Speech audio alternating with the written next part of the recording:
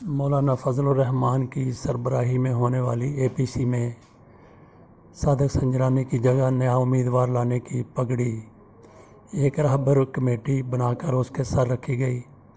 وہ نظر آتا ہے کہ پگڑی اب پاؤں میں پڑی ہوگی۔ اس رہبر کمیٹی کا آج اجلاس ہوا جس میں صادق سنجرانی کو ہٹانے کے فیصلے کی توثیق کر دی۔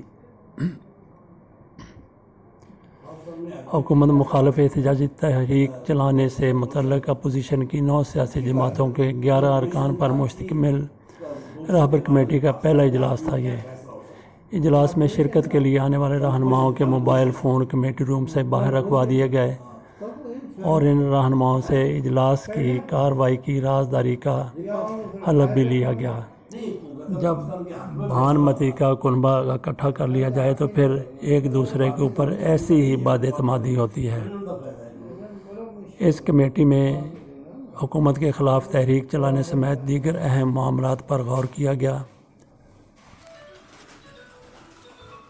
لیکن صادق سنجرانی کی جگہ جو امیدوار لایا جانا تھا اس کے اوپر اتفاق نہیں ہو سکا۔ پیپلز پارٹی نے یوسف رضا گیلانی کا نام دیا جس کو دیگر جماعتوں نے مسترد کر دیا، تو یہ پھر فیصلہ کیا گیا کہ اس پر حتمی فیصلہ 11 جولائی کو کیا جائے گا۔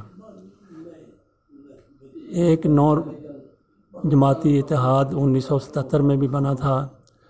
اس اتحاد کے پیٹ سے اس اتحاد کے جنم سے ایک مارشل لا نے اس اتحاد کے وطن سے ایک مارشل لا نے جنم لیا تھا۔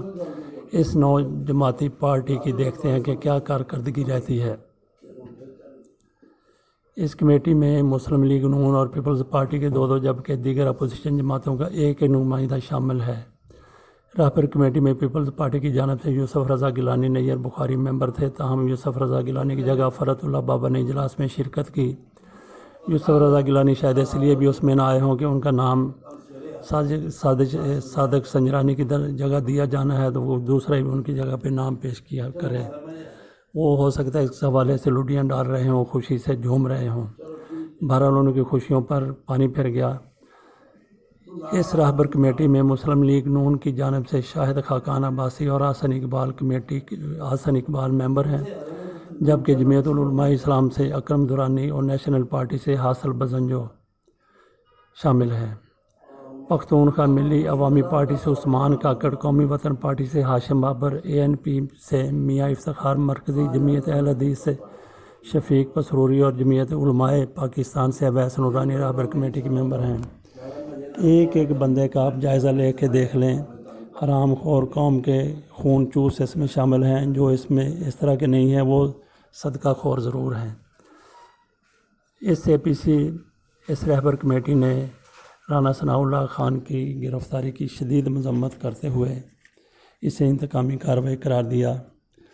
یہ چوروں لٹیروں کا مجموعہ رہبر کمیٹی، ان لوگوں کو کوئی شرم نہیں آئی، کوئی حیا نہیں آیا، بغیر سوچے انہوں نے الزام لگا دیا کہ ان کی گرفتاری ناجائز طریقے سے ہوئی ہے۔ یہ کس طریقے سے بغیر انویسٹیگیشن کے، بغیر کسی ثبوتوں کے ان کسی کو بے گناہ قرار دے سکتے ہیں؟ کیا یہ انویسٹیگیشن ادارہ ہیں یا عدالت ہیں؟ جنہوں نے رانا ثناءاللہ کی بے گناہی کا فوری طور پہ فیصلہ سنا دیا۔ ان میں کوئی اصولوں والی بات ہوتی، کوئی اخلاق والی بات ہوتی تو یہ اسمگلر کی مذمت کرتے، اور کم از کم یہ تو کہہ سکتے تھے کہ اس انویسٹیگیشن کے نتائج سامنے لائے جائیں۔ باقی صادق سنجرانی کو تبدیلی ان کی ممکن نظر نہیں آتی، اگر ہوئی بھی تو کافی مشکل ہوگی۔ اس سے اس اپوزیشن کی ساکھ مزید بری طریقے سے مجروح ہو جائے گی۔ ابھی تو ان کا بھرم بچا ہوا ہے۔ صادق سنجرانی نے پہلے جب وہ سینٹ کے چیئرمین منتخب ہوئے تھے انہوں نے بڑا پیسہ لگایا تھا۔ اب بھی کیا ہوگا کہ یہ حرام خوروں کے منہ کو وہ پیسہ لگا کے پھر ایک دفعہ سینٹ کے چیئرمین برقرار رہ جائیں گے۔